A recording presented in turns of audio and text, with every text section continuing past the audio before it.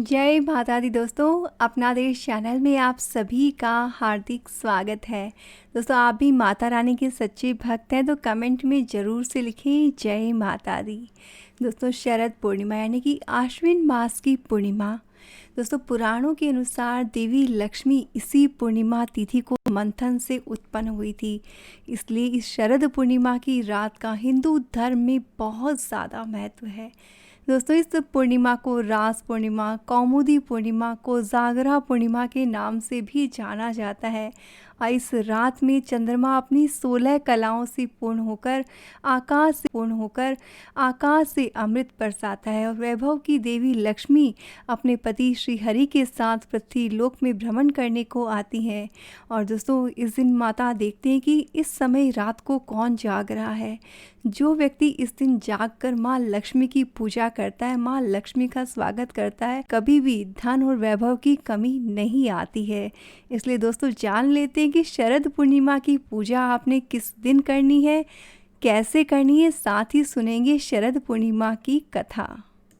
दोस्तों, 30 अक्टूबर को शाम को 5:47 से पूर्णिमा तिथि आरंभ हो जाएगी और अगले दिन 31 अक्टूबर को रात को 8:21 तक पूर्णिमा तिथि रहेगी। अब 30 अक्टूबर को पूर्णिमा तिथि आरंभ होने के कारण इसी दिन शरद पूर्णिमा मनाई जाएगी और आश्विन शुक्ल पक्ष की पूर्णिमा तिथि 30 अक्टूबर शुक्रवार शाम को 5:46 पर लग रही है, जो कि 31 अक्टूबर को रात को 8:19 पर समाप्त हो जाएगी। उदया तिथि के अनुसार पूर्णिमा तिथि जो है 31 अक्टूबर शनिवार को रहेगी। इसलिए दोस्तों, स्नान की जो पूर्णिमा है वो 31 अक्टूबर के दिन अनुष्ठान करनी है, वो आपने 31 तारीख शनिवार के दिन करने हैं। लेकिन दोस्तों, माँ लक्ष्मी की जो पूजा करनी है, दीपदान जो करना है, वो आपने शुक्रवार के दिन 30 अक्टूबर को करना है। और दोस्तों, संयोग देखिए, 30 अक्टूबर पूर्णिमा को शुक्रवार है, यानी माँ लक्ष्मी का वार है। इसलिए दोस्तों, बिल्कुल मौका ना गवाए, माँ लक्ष्मी का भरपूर स्वागत कीजिए। फिर देखिए माँ कैसे आपके जीवन को खुशियों से भर देती हैं। दोस्तों, पूर्णिमा की व्रत का सनातन धर्म में बहुत महत्व है।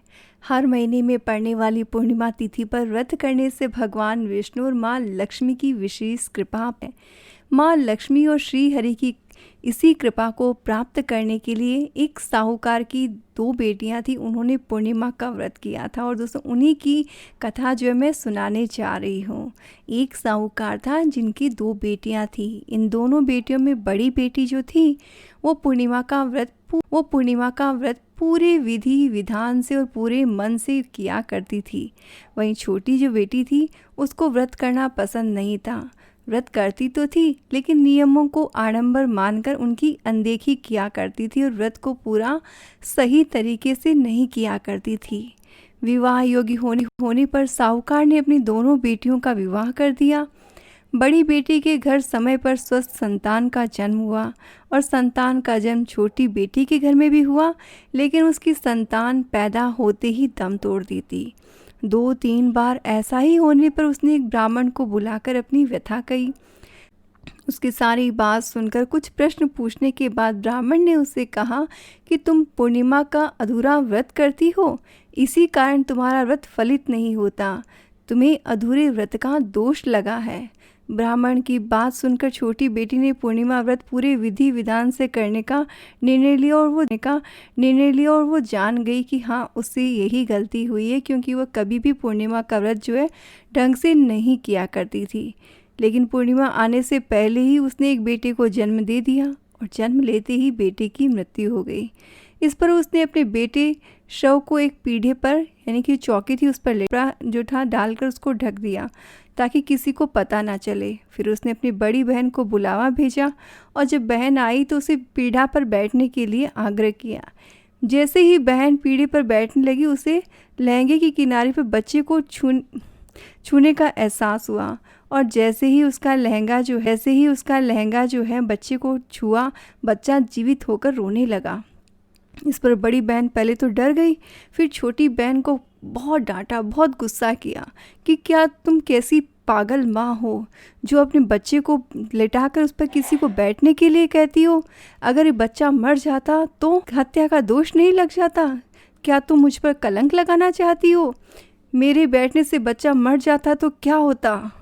इस पर छोटी बहन ने उत्तर दिया, ये बच्चा तो पहले से ही मरा हुआ था दीदी, तुम्हारे तप और स्पर्श के कारण ही ये जीवित हुआ है। पूर्णिमा के दिन जो तुम व्रत करती हो, तप करती हो, कारण तुम्हें दिव्य तेज परिपूर्ण है और तुम बहुत पवित्र हो।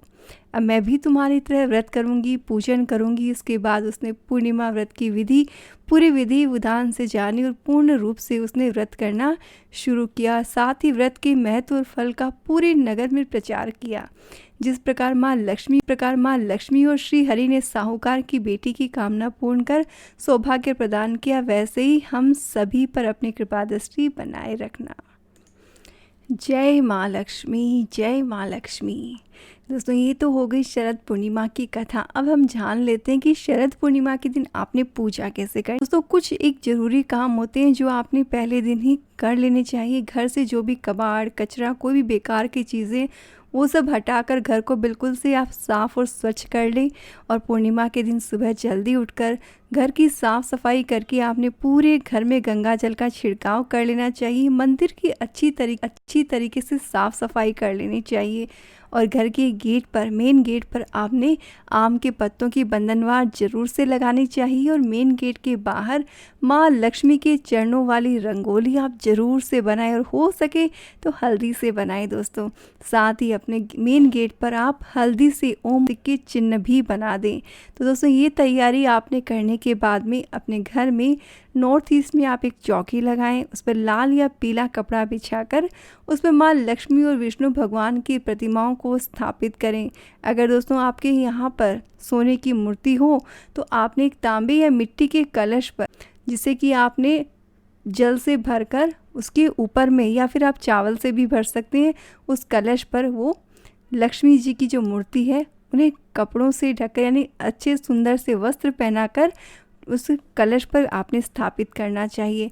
पूरे विधि विधान से आपने पूजन अर्चन करना चाहिए। और माँ के सामने घी का दीपक आपने जलाना चाहिए, धूप आदि करना चाहिए।